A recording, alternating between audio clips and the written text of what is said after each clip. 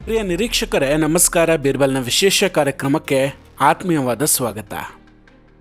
ವೀಕ್ಷಕರೇ, ನಿಮಗಿದು ಗೊತ್ತಾ, ತಿಂಗಳಿಗೊಂದ್ಸಲ ಫಾರಿನ್ ಹೋಗಿ ಬರೋ ರಾಹುಲ್ ಗಾಂಧಿ ಅವರು ಇದುವರೆಗೂ ಕೂಡ ಅಯೋಧ್ಯೆಯ ರಾಮ ಮಂದಿರಕ್ಕೆ ಹೋಗಲೇ ಇಲ್ಲ.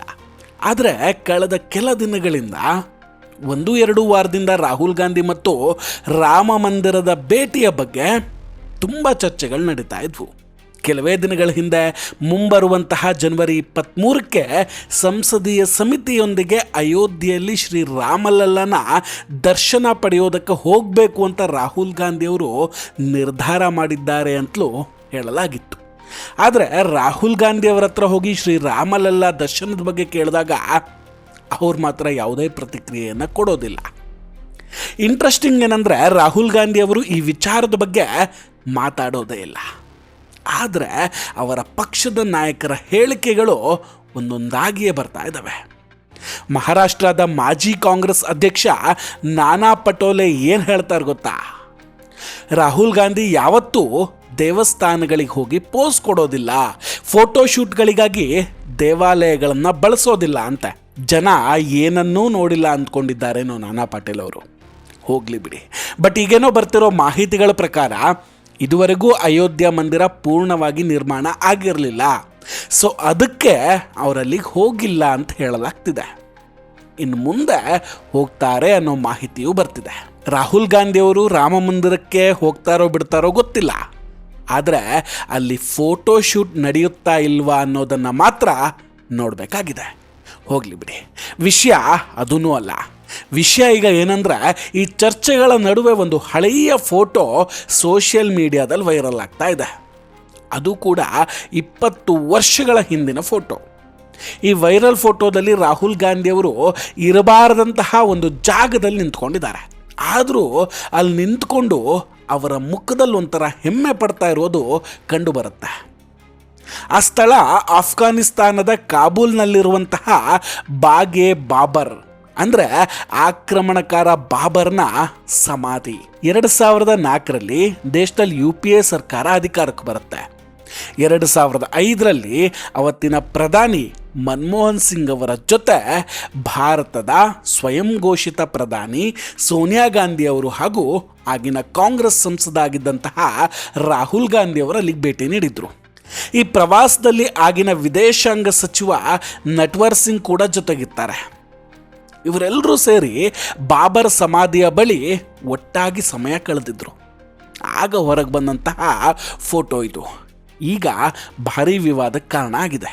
ಭಾರತದಲ್ಲಿ ಬಾಬರ್ನ ಆಕ್ರಮಣ ಮತ್ತು ದೌರ್ಜನ್ಯದಿಂದ ದೇಶದ 100 ಕೋಟಿ ಹಿಂದೂಗಳು ತಮ್ಮ ಆರಾಧ್ಯ ದೈವ ಭಗವಾನ್ ಶ್ರೀರಾಮನನ್ನು ಅಯೋಧ್ಯೆಯ ಟೆಂಟ್ನಲ್ಲಿ ದರ್ಶನ ಪಡೆಯಬೇಕಾಗಿತ್ತು. ಭಾರತದ ರಾಮ ಭಕ್ತರು ಅನಿವಾರ್ಯವಾಗಿ ಟೆಂಟಿಗೆ ಹೋಗಿ ದರ್ಶನ ಪಡಿತಾ ಇದ್ರು. ಆ ಕಾಲದಲ್ಲಿ ರಾಹುಲ್ ಗಾಂಧಿ ಆಗಲಿ, ಸೋನಿಯಾ ಗಾಂಧಿ ಅವರಾಗಲಿ ಅಥವಾ ಮನಮೋಹನ್ ಸಿಂಗ್ ಅವರಾಗಲಿ ಅವತ್ತಾವತ್ತೂ ಕೂಡ ರಾಮಲಲ್ಲ ಬಳಿ ಹೋಗ್ತಾ ಇರಲಿಲ್ಲ. ಬದಲಾಗಿ ಅವರು ಭಾರತದ ಸಾವಿರಾರು ಹಿಂದೂಗಳನ್ನು ಕೊಂದು ಸಾವಿರಾರು ದೇವಾಲಯಗಳನ್ನು ಧ್ವಂಸಗೊಳಿಸಿ ಭಾರತದ ಆತ್ಮ ಅಂತ ಕರೆಯಲ್ಪಡುವ ಶ್ರೀರಾಮನ ಜನ್ಮಭೂಮಿ ಮಂದಿರವನ್ನು ಬಿಡದ ಆ ಆಕ್ರಮಣಕಾರನ ಸಮಾಧಿಯ ಮುಂದೆ ಹೋಗಿ ತಲೆ ಬಾಗ್ತಾ ಇದ್ರು. ಅಷ್ಟಕ್ಕೂ ವೀಕ್ಷಕರೇ, ಗಾಂಧಿ ಕುಟುಂಬದ ಸದಸ್ಯರು ಬಾಬರ್ ಸಮಾಧಿಗೆ ಹೋಗಿದ್ದು ಅದೇ ಫಸ್ಟ್ ಟೈಮ್ ಕೂಡ ಆಗಿರಲಿಲ್ಲ.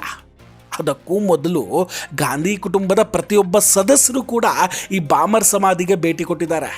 ಹಾಗಾದರೆ ಈ ಬಾಬರ್ ಸಮಾಧಿಗೂ ಗಾಂಧಿ ಕುಟುಂಬಕ್ಕೂ ಇರುವಂತಹ ಸಂಬಂಧ ಏನು? ಆ ಕುಟುಂಬಕ್ಕೆ ಚೆನ್ನಾಗಿ ಗೊತ್ತಿರಬೇಕಲ್ವೇ. ಇದೇ ಬಾಬರ್ ಸಮಾಧಿಗೆ ಹೋಗುವಂತಹ ಕುಟುಂಬ ಅಯೋಧ್ಯೆಯಲ್ಲಿ ಶ್ರೀರಾಮಲಲ್ಲನ ದರ್ಶನ ಮಾಡುವ ವಿಷಯ ಬಂದಾಗ ತಪ್ಪಿಸ್ಕೊಳ್ತಾನೆ ಇರುತ್ತೆ. ನೋಡಿ, 1959ರ ಘಟನೆ. ಭಾರತದ ಮೊದಲ ಪ್ರಧಾನಿ ಜವಾಹರ್ಲಾಲ್ ನೆಹರು ಅವರು ಸೋಮನಾಥ ದೇವಾಲಯಕ್ಕೆ ಭೇಟಿ ಕೊಡೋದನ್ನು ವಿರೋಧ ಮಾಡ್ತಾರೆ. ಅವತ್ತು ಅವ್ರು ಹೇಳ್ತಾರೆ, ಈ ಸರ್ಕಾರ ಜಾತ್ಯತೀತ ಸರ್ಕಾರ ಆಗಿದೆ. ಪ್ರಧಾನಿ ಅಥವಾ ರಾಷ್ಟ್ರಪತಿಗಳು ಒಂದು ವೇಳೆ ಸೋಮನಾಥ ಮಂದಿರಕ್ಕೆ ಹೋಗಿದ್ದೆ ಆದರೆ ಅದು ಜಾತ್ಯತೀತತೆಯ ಸಿದ್ಧಾಂತಕ್ಕೆ ವಿರೋಧವಾಗಿದೆ ಅಂತ ಹೇಳ್ತಾರೆ. ಆದರೆ ಅದೇ ಜವಾಹರ್ಲಾಲ್ ನೆಹರು ಅವರು 1959ರಲ್ಲೇ ಬಾಬರ್ ಸಮಾಧಿಗೆ ಹೋಗ್ತಾರೆ. ನಾನು ಹುಟ್ಟಿದ್ದೆ ಕಾಫಿರನ್ನು ನಿರ್ಮೂಲನೆ ಮಾಡೋದಕ್ಕೆ ಅಂತ ಹೇಳ್ತಿದ್ದಂತಹ ಮತ್ತು ಹಿಂದೂಸ್ತಾನದಲ್ಲಿ ಕಾಫಿರನ್ನು ಸೋಲಿಸಿ ವಿಜಯ ಸಾಧಿಸಿದ್ದೇನೆ ಅಂತ ಜಂಬ ಕೊಚ್ಕೊಳ್ತಿದ್ದಂತಹ ಬಾಬರ್ನ ಸಮಾಧಿಗೆ ಹೋಗೋದು ನೆಹರು ಅವರಿಗೆ ಅವತ್ತು ಜಾತ್ಯತೀತ ತತ್ವಕ್ಕೆ ವಿರುದ್ಧ ಅಂತ ಅನ್ನಿಸ್ಲೇ ಇಲ್ಲ.